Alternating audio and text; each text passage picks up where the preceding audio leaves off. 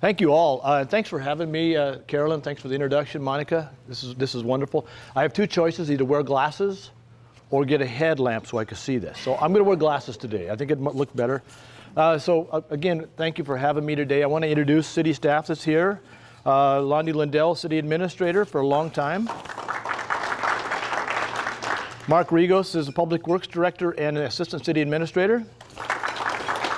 And Don Masco is finance director and assistant city administrator. Lynn Hyde is economic development manager and planning. Susie Opedal is city clerk. Who else is out there? And Jill Green, communications manager. So, and I really thank all of them, but Jill particularly helping me put this together. We started this morning at about, I don't know, 9 o'clock. Got it all together before now. It's pretty good. So city council members, they already introduced Ross Loudenbeck. Sorry, the rest of them have to work for a living, but it's just the way it goes. Snoqualmie council members are all retired. That's just, sorry. That's just, you know, it's difference in the cities. So, New City Hall. Let's just go right to New City Hall. Boy, there's my council members there, and they're a fabulous group of people. They really work well together, and a lot of longevity. We have three that have only been on the council for 2 years, but everybody's fitting together well. It's a nice group. New City Hall. About 25 years ago, we purchased a piece of property east of downtown, but well within the walking distance of our downtown. And originally the plan was to build a city hall first, and then eventually build a public workshop and a fire station on the same property. It turned out to go just the opposite. We built the public workshop first because of need. We built the... They're saying they can't hear you in the back. Oh, is that better? Wow, okay. So I'll just leave the other one on too so we can double. Huh? Now I got to put glasses on because I can't move them back and forth because I got to do too many things. So okay, sorry about that. So current City Hall was built in the 40s and 50s, added on to many times, including in the 70s, the fire station was added on the back. It has outlived its usefulness. At some point in time, I figure it's going to fall down. I don't want to have people in it when that happens. So, but anyway, over the last 2 or 3 years, we have been working with staff. We got an architect to do some renderings, and we actually chose an architect about a year ago. And we put it out for bid about a month ago, came in with bids that were under engineer's estimate. Unheard of. Unheard of. So, but good companies, everything checks out. We're going to go ahead with it. I got nods from the council last night at the work study. We're moving ahead, hoping to break ground in June. That's like 2 months, month and a half. Looking forward to it. I'm so excited. I just can't believe it. So the mission of the city of North Bend, and this is something that was hatched when GMA was brought forward, the Growth Management Act was brought forward by the legislature in the mid-90s. And our mission is that of to create a highly livable community by working in partnership with its citizens to blend and balance the following principles. And I gotta say, this was the original mission in 1995, and every 2 or 3 years we look at it. Should we revisit it? Should we change it? And every time we do that, everybody says it still fits. It still fits exactly what we need. And the principles are high levels of emergency services, healthy infrastructure, quality public services, strong economy, and preserve the rural character. But what does that mean? Preserve the rural character. In a lot of cases, it means farmhouses or farms. But in my mind, it's actually not rural, it's actually small town. What does small town or rural mean? It means that you know your neighbors. It means when you walk down the street and you see somebody, you don't just walk on by, you say hi. It means when your neighbors have a problem, you go help. That was the principle this country was built on. In the old days when the barn burned down, you got the town folk to all come and help you build a new barn. Well, we don't need barns nowadays, but that's the idea. And so when it comes to growth, we have a lot going on. But I'm going to come back to the mission statement in a minute. But when it comes to growth and development, you see all those marks on there are all projects that are in the pipeline right now. We have somewhere around 1,000 residential units, residential, you know, between multifamily and single family, in the pipeline today. And this is one of them. This is the Orchard Place Apartments. Before we go there, though, let's talk about that in terms, well, I'll come back to it in a minute. So the Orchard Place Apartments is over by Skyview, and it's going to be 38 units. And actually, before I go there, we built our last multifamily development in North Bend in 1995, over 20 years ago. So this is one of the first ones that's going to take place, and that should be built this summer. Orchard Place is by Skyview. It's going to be, I believe, it's 38 or 39 units. Am I 31? 41. 41 units. Okay, thank you. So it's going to be townhomes plus flats, and then Cedar River Apartments will be east of town. You probably read a lot about that on the social media, and it's going to be 212 units, but still generally walking distance from downtown North Bend. And then right across the street will be one called River Run. And the great thing about River Run is it's going to be, a portion of River Run will be affordable. It'll be affordable housing. And then the cottages.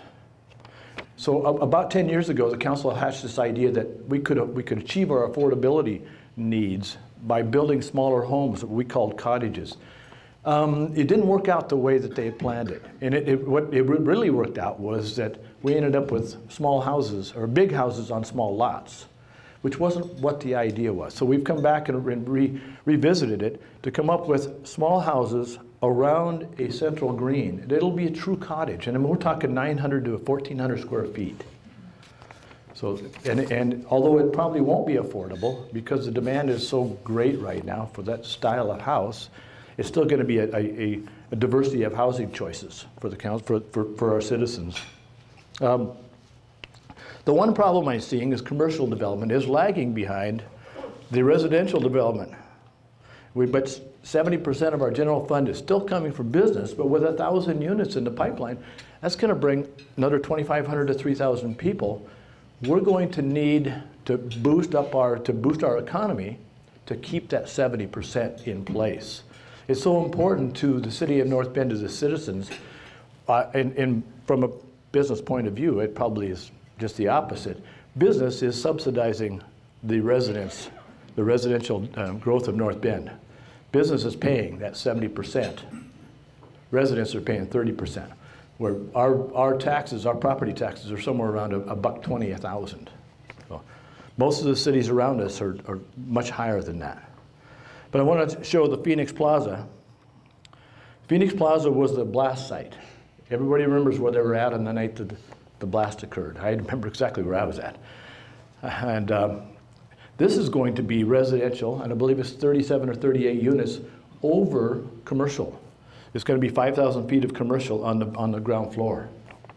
That's a good use of a space where that property is at, and it's also a great opportunity for businesses to have a clientele that lives right there. Now, maybe having a business owner that lives right where he works, wouldn't that be a great commute? But let's go back. How do I reconcile and justify growth and still maintain that small town feel? That's really a tough one. I mean, we've talked about it in numbers of different ways, including the way I just described it, that knowing your neighbor is huge. But I really feel that North Bend, and I'm going to quote a gentleman I heard say this last night, and I thought this is really appropriate for today. North Bend has a potential to be a really nice town, but never become a big city. And I think that's the walkability, it's the friendliness, it's the downtown core. I think it all works towards that small town feel. The small town feel, the rural feel. I think that you can't get away from it. Brand statement. We are the highly livable small town that is creating the premier outdoor adventure destination in the Puget Sound region. And I've talked about this again before the chamber many times, but This was hatched about 10 years ago, 10 or 12 years ago. Excuse me. A lot of the cities around were doing branding exercises and branding statements and hiring consultants to help. And many of those cities have that brand statement still on the shelf and never been dusted off. We are continuing to work that brand statement. Matter of fact, we have put together a new economic development commission strictly to implement the brand.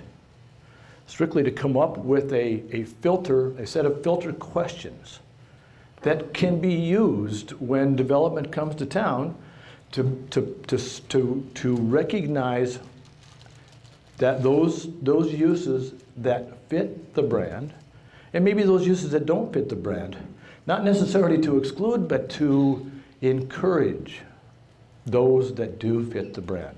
And it's going to be just a plus or minus, one questions. I think there's 6 questions, and if they fit, it's a 1. If it's neutral, it'll be 0. If it doesn't fit, it's a -1. And we get to see then how we're actually doing when it comes to encouraging business. So I think that it'll be a really great thing to do. Oops. I guess I'll just leave that down there. Doesn't have farther to fall that way. We are so blessed to have parks and open space surrounding us. I mean, if you look on the hillsides all around North Bend and Snoqualmie, you see trees and sometimes logged areas, but areas that can never be developed. And it's so well protected that we are so blessed to have these thousands and thousands of acres of open space. In addition to that, though, we have 1,000 acres between North Bend and Snoqualmie of truly open space that can't ever be developed in Three Rivers Park, in Meadowbrook, and Tollgate Farm. And in some cases, it was felt like we bought those properties just to keep North Bend and Snoqualmie from touching. Well, I mean, you have to say it, right? But in addition to those large open spaces we have, you want to go back to the previous slide? We have those. We have the parks, Riverfront Park, which hasn't really been developed yet, but we hope to be doing that in the next couple of years. Tollgate Farm Park, which has become one of the most popular parks in the Upper Valley. It is utilized constantly. Skyview Park, which is the Metropolitan Parks District, and E.J. Roberts Park. E.J. Roberts has been recognized many, many years in a row as the best community park in the valley. And in addition to that, we have Torgeson, Gardner Weeks, Tannerwood, and the Railroad Depot, which we call William Henry Taylor Park. And we are blessed that and many of these were paid for by developers, not by the citizens. But the last and the best one so far is the Tennant Trailhead Park. Do you have that one? Oops, we got Tanner Landing. Okay, Tanner Landing Park is a proposed park out east of town by the Cedar River development, also known as the Dahlgren property. And just north of that was 30 acres that was sold to King County about 15 years ago. And hasn't been really developed, but it is open space that is open to the public. But we're getting, as part of that development, another 4 acres of a developable park, and we have a plan on how it's going to be developed, although I don't know if that's going to come to fruition to the way it's been planned, but it will be developed. And then the Tennant Trailhead Park, which is our most recent park. This was supposed to be developed as about, I think it was 38 homes, but it's on steep slopes and it has other environmental constraints.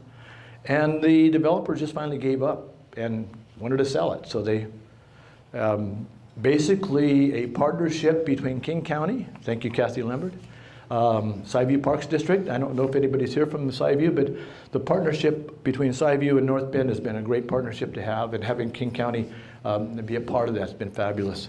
So we were able to purchase that. Our share of the purchase was about $300,000 out of about $2.5 million. It was pretty good leverage. It will be developed with a lot of volunteer help from the biking community and the hiking community. But this should connect North Bend to all the trails along Rattlesnake and all the way from Preston to Lolly Park. So this is going to be a great amenity to have. The roundabout. So we have a roundabout currently at North Bend Way and Cedar Falls, which is the one on the right. The one on the left is going to be going in this year, and it'll be at Park Street in North Bend Way. And I was asked this question a while back, tell me about the dog bone in North Bend. And this is what we are calling the dog bone in North Bend, because it's a bone end on each end and connected in the middle. There will be no left turns from North Bend Way to QFC or North Bend Way into the post office. And anytime you'll need to go left, you'll go right and go around the roundabout. But I think it's going to really curb an awful lot of the congestion problems in downtown, and it'll slow traffic, not speed it up, I think, which is, for pedestrian safety, I think it'll be a great thing. I want to talk about Snoqualmie Police, and I'm sure Matt will bring the police chief up to introduce him. But I wanted to point out to you, we contracted with Snoqualmie in about 2014, I believe, and just before the contract took place, Snoqualmie did a poll to check to see how people were feeling. Halfway? Okay. How people were feeling about their general safety in the city, and most of it's pretty good. But if you look at the 10%, the blue is from 2014. 10% of the population felt insecure, unsafe in their own neighborhoods, and 31% felt only somewhat safe. I thought that was totally unacceptable, but I didn't even know that when I was promoting the change to Snoqualmie contract. I didn't know that, but when we did the poll again last year, what we found, almost a little less than 2% didn't feel safe anymore. And I have a feeling those are 2% that had not had contact with the Snoqualmie police officers, because we feel like we have a wonderful service provided to us. Thank you, Snoqualmie, but thank you, police, because they do a really good job for us. We went from approximately 13-minute response time, and that's an average, down to somewhere between 4 and 5. And most of the time, under King County, we would receive, the reports were taken over the phone, but with Snoqualmie, every call is answered. Every call is responded to. That is such a service that we couldn't afford to be without. So, wanted to talk a little bit about the way station. In regard to the change of the interchange, the repair of the interchange at exit 25, the State Patrol would like to move the way station further east, and they have five actually options, and one of them is over in Cleelum, and the other 4 are between exit 27 and 34. Their preferred option is the exit 34 option. We think that exit 38 is a much better option. And it's also less expensive because they already own the property. But we're in negotiation with them to try to establish what is the best and maybe what we can get from them. They originally were trying to hold up the interchange repair because we were not just allowing them to move into exit 34. They want to close the scale house at 25, and I'm okay with that. They don't use it anyway. So my thought really is that in the next 10 years, you're not going to have a need for a way station. Your cop car is going to be pulling up next to a truck, Bluetooth or Wi-Fi to their computer, know exactly how much time that driver's been driving, when their last maintenance was, what their weight is. The scales are already available on trucks. As a matter of fact, driverless trucks are right around the corner. We're seeing what Tesla came up with a driverless truck already. I don't see that you'll ever have a truck that doesn't have a human in it. But if the human could be in the back sleeping or watching TV, a truck could drive across the country without stopping. So, anyway, I wanted to bring that to your attention. It's been something that's been eating at us. And I think it's going to be, going to come to fruition, going to come to a head here pretty quick, I think. So, one of the biggest problems we've been having is road degradation, and it's just an example of something we did just recently. This is right in front of the Chevron of the McDonald's over off at exit 31, and the road was failing, and we did an overnight fix to get it to that shape on the right, and we had to do that in downtown, as a matter of fact, to fix a water leak earlier too. So it was, having a nighttime work is a bit of a problem because of noise, but sometimes you have to bite the bullet and do it. So web design. We've had a lot of complaints that our web is hard to negotiate, hard to find things, not user-friendly, not easy to navigate, and definitely not mobile-friendly. So we're working on a new web page. And thanks to Jill's going to be doing this. I'm going to talk right into that microphone, don't I? The new website traits will be local images, navigation buttons, better mobile experience, and user-friendly, more user-friendly, and a modern design. So watch for it in August 2018. And the other thing I wrote down here is much more intuitive to us, those of us who are technologically challenged.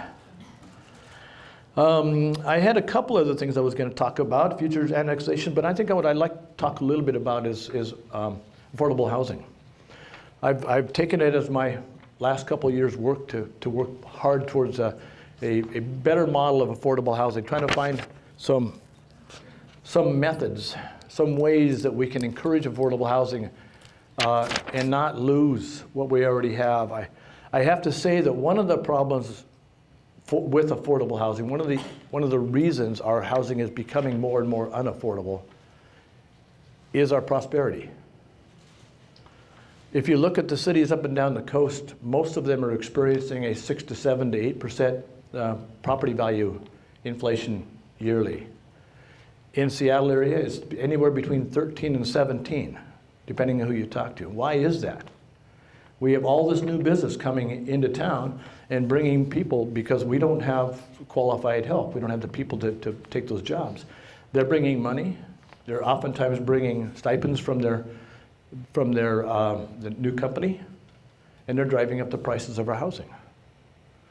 And what's that do to us? It's putting us out of business. I mean, well, an awful lot of my friends aren't able to live here anymore because they can't afford it. So I proposed a couple things too. I'm on a task force, Kane County Task Force for Affordable Housing, and I propose that we make some changes. We suggest that we bring in those big corporations, bring them to the table so they can hear what our problems are and listen and help us to make some changes. The other issue I think we need to be really cognizant of is that affordable housing doesn't mean homeless housing. It means workforce housing. And that takes on, workforce housing takes on a lot of different views or different ways of looking at it, because it's workforce housing for $15 an hour or workforce housing for $25 an hour. And they're not the same. We can't solve them the same way. But we need to work towards solving each one of those areas. And it's not going to be one size fits all. It just isn't. And the other area is senior housing. But that's another total big issue.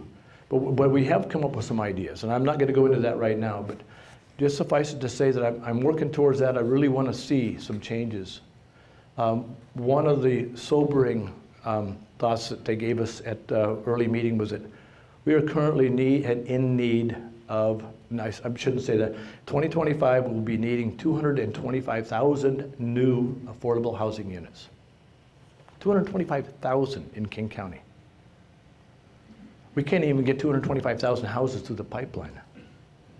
So anyway, I think there's a few minutes left in my portion. If there's any questions, I'd be happy to field a couple. Anyone? Yeah, go ahead. Yeah. Tom? Ken, I've got a question about downtown north there. Uh-huh. Driving into town, there's curb appeal, and there's lack of curb appeal. Mm-hmm. And I can't help but be struck by the antique building that sits on the corner of the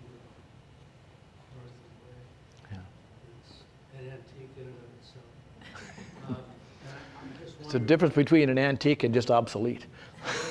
It's an eyesore. Yeah. And I wonder if there's any, I know it's probably owned privately and there's nothing the city can do, but is there any thought of development in that area that might make the downtown a little bit more appealing to a business? Yeah, thank you. And that is something that we have struggled with. I should say there hasn't been anything in that middle building since 1978 or something like that. And it's just kind of baffling to me that somebody would let their property go that long. And I won't go into the reasons why, but we have worked with them and tried very hard to try to find a solution. One of the brothers recently passed away, so the family has taken a little bit different tack, and hopefully we'll be able to do something in there pretty soon. I know there are people looking in the middle building. I don't know if is there somebody looking at the corner building? Lindy, no? Not at the antique. Not at the antique yet? But the middle building they are interested. Yeah. So hopefully we'll see some, once they get some money moving, then maybe they can do some upgrades to the other buildings and get it rented too. So, good question. I wish I had an answer.